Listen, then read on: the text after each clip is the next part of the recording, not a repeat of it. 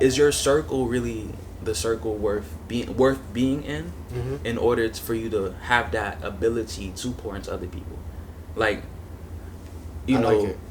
are people drawing from you so much to the point where when you are empty, do you have at least that one person who's willing to encourage you? That one person's willing to pray for you. That one person's willing to go to war in the spirit for you. Read the Bible. Give you scriptures upon scriptures that'll like remind you that, okay, Yeah. this is where I need to be. Even like this is where I need to keep going. Like I now feel refreshed, and it's like I found myself in a place where I began to find that community. Right. Right.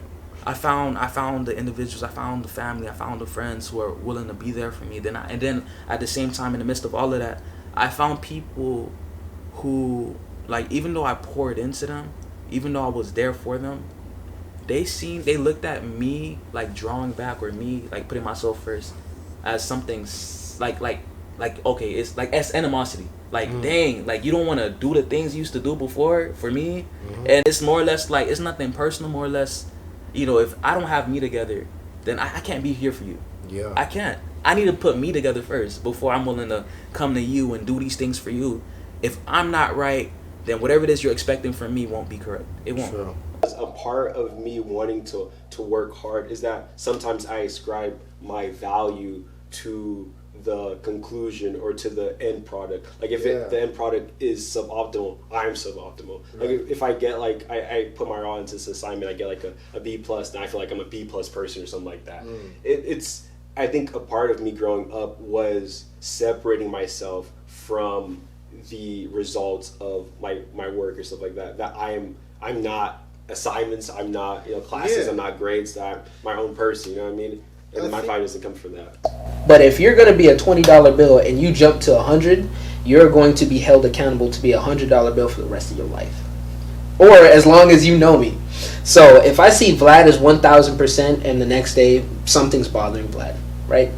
I can understand. We'll talk it out. We'll see if there's a problem. But if there is no problem, I am going to hold you accountable to be the best that you can possibly be. Right. Right? And especially in times of opportunity.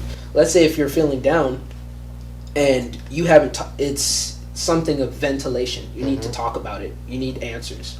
And there's people in your life that will either give you those answers or help you find them, right?